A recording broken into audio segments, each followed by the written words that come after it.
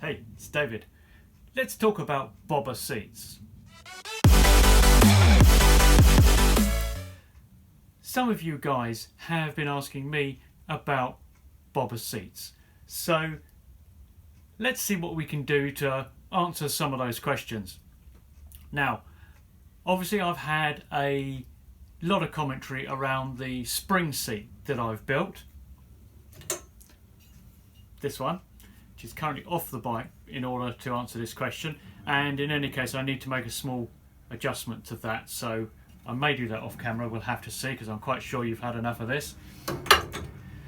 But my original vision for the bike was not this build. My original vision for the bike, and the reason I bought the bike, was to slam it. And one of the most notable features of a slammed bobber is the much lowered seat. So the seat effectively lies on the frame rails, and I think it's a good look. The fully slammed look really is much more of a bar hopper in my opinion. Yeah, although people do ride hardtails for long distance and so forth, average guy probably not. After the 50s build, I do intend doing a slammed build. I'm not sure at this point in time whether it will come before or after the 29 build. We'll have to see. But let's talk about slammed bobbers. So here you have it. You've got the frame rail here and the seat sitting pretty much directly on top of it there. The thing you've got to be aware of if you're going for the slam bobber route is you need to be very careful about your seat choice. And I don't believe this is the right seat for the ultra slammed bobber look. For this seat, it needs to have a bit more kick up, something like this. Now, since this isn't really going to work because I've dragged it off the front, it's going to need a little more kick up. Not a lot. If I just put this wooden block under here, that's all it needs. Just so there's an upward kick here to keep your arse in the saddle. The second thing you really want to think about doing is having at least some rear mudguard.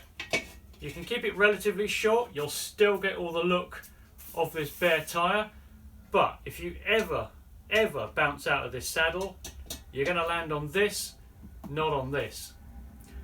So with that in mind, this is how I would build the sort of the slammed bobber for this bike. Now let's talk about these seats if you're not that familiar with them. At the back, what you've got is you've got a kick up. So if the saddle, this is how you'd normally have it, sits like this with this kick up holding you in place, and you've typically got two bolts attached to the back at some point. And here's where you've got to have a bit of a problem. These bolts come in different places on different seats. There's no standardization, so if you're buying an off-the-shelf bracket, you need to make sure you buy the seat that goes with that bracket. The other thing with this seat, don't know how visible this is, got a metal bar, support bar that goes through here, but that actually sticks down from the seat quite a lot, and that will restrict how far down you can have this slope. The issue with this seat is that this kick isn't enough. You really want something that's got a steeper kick on it if you want to lean this back. And say, if you lean it on put it on the seat rails, this is absolutely flat. You need this to be up a bit more. And if you have the facility, a custom seat pan that you make and get someone to upholster for you, it's probably the best solution. If we want this seat to lie as flat as we can on here, then I think we need to make use of the original seat mounting. So what I would propose is take a piece of steel strap and to put a bend in the end of it so that it just slots and hooks under there. Bolt that to those nuts, those bolts there, and then hook the front under just like the stock seat, and then build a mount off of here that goes to here. Now, something you should be aware of is that because these bolts point this direction, and these bolts point this direction, you cannot just bolt it straight down like that, because the laws of physics prevent you from doing that, because those bolts point in different directions. So you need an intermediate bracket that will bolt to the back there, and then we'll bolt down to that bar there. So let's see what we can quickly mock up that'll give an idea what you could do with this particular seat to give it as slammed a look as I think you can safely get away with.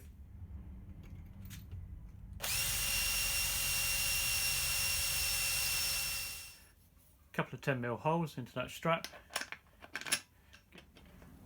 So we need to bend this tab this way, but we need to put a nut on here, and that's got to clear that nut.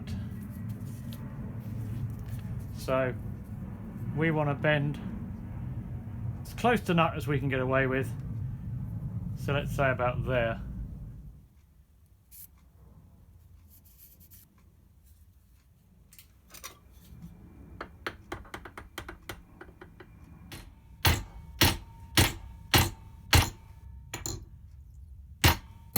So just an initial bend just to give us started.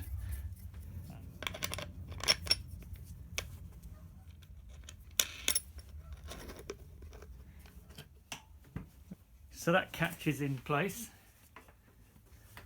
Its only function is to stop it pulling out this way, so when you sit on the back of the saddle the nose doesn't come up. Tight around there, I'll be happy with that.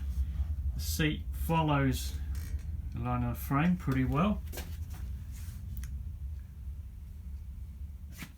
That hook needs to be finalised and adjusted exactly at how much angle and so forth.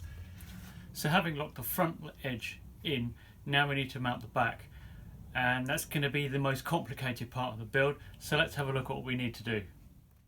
I've put a nut and bolt through the hole here to give me a guide as to where that is. So you can see that's sitting there. This is sitting out to the side. So the simplest route is simply to put a piece of strap on here, make a hole in it, run it over to there, and then run a piece of tube up from here to the strap, weld the two together. If necessary, we can brace it. So let's cut some bits of strap, let's cut some bits of tube and see how we get on.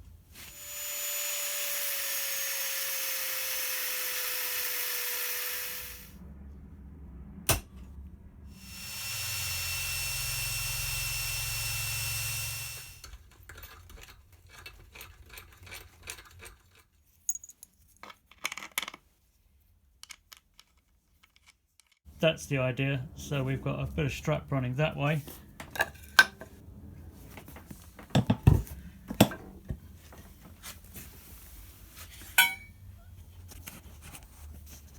So now that will run over to there.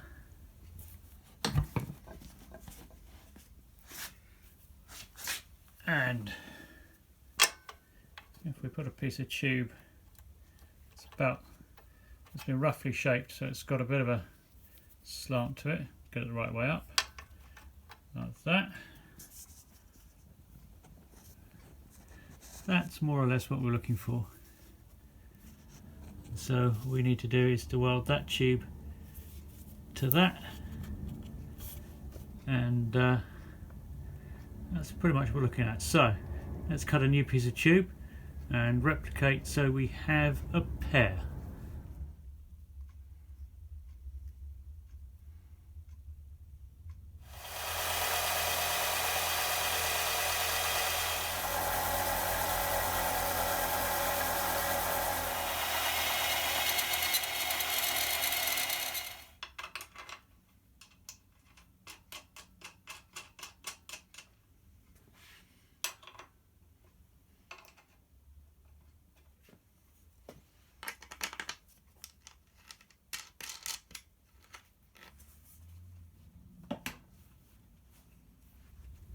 So that's as slammed as that seat is going to get on this bike. So let's have a sit on it and see what it's like.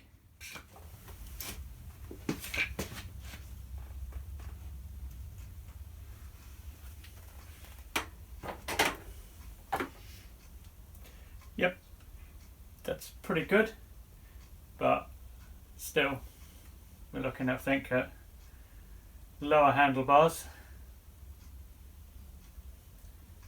No one said they had to be comfortable, did they? And now we come to the most difficult part of all, which is extracting that from under there and welding it up. So fingers crossed, wish me luck. Nuts are welded into the ends of the tube.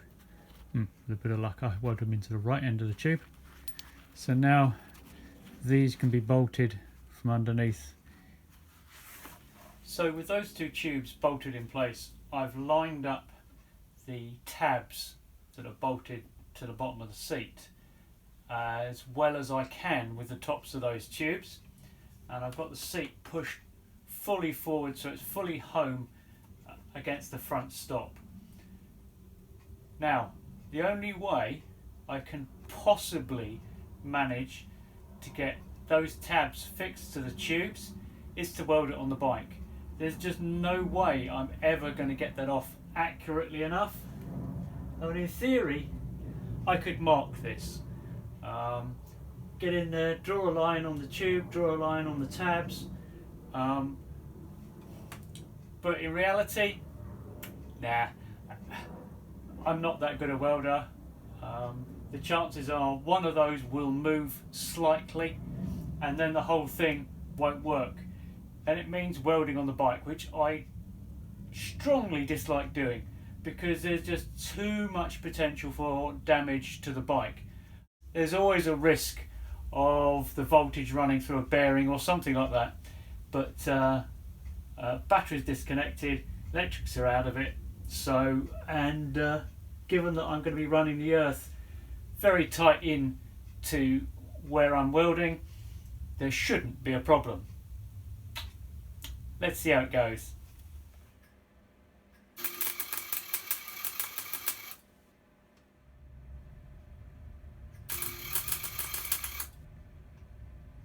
Right, that's quickly tacked in place. It's quite solid. Let's see if I can get it back off again without breaking those tacks free. If I can get it off, I can then weld it up.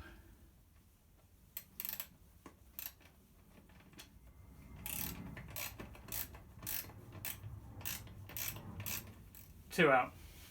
So, have I now welded this seat permanently to the frame? Will it only come out with a saw? Nope. Didn't get this one lined up very well.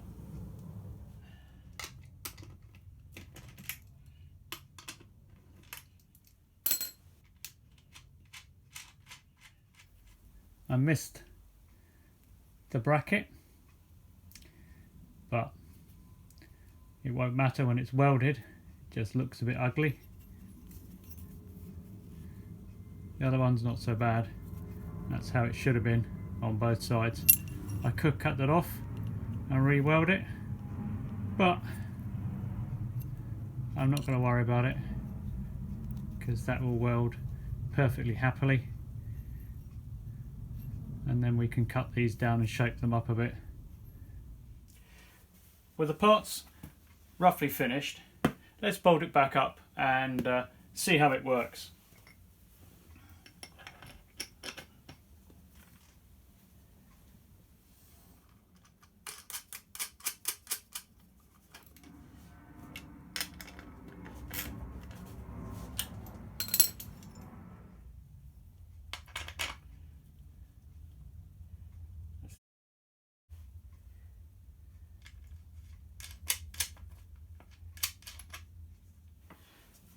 Now these holes here are quite big. They're probably M10, so there's a bit of wiggle room with these M8 bolts to actually move it around and have a bit of adjustment to it.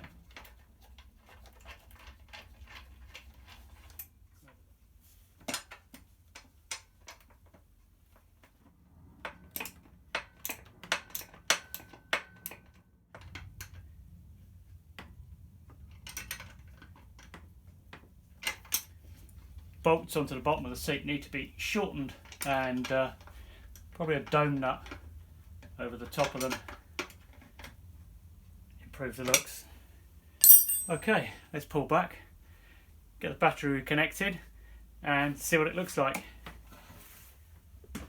Right, so here we go. This seat is solid. I could pretty much pick the bike up by it, except I bend the actual seat itself. The mountings are no issue at all. They're well welded. They're a bit ugly, but they work well. It's pretty much touching at the front. I can't get my finger under the lowest point of the back, so that seat is as slammed as it's going to get. If you want lower, it's got to be a different seat. So as it stands, that's that. But the important point, aside from looks, well, what can be more important than looks? The whole point of a slam bike is the looks.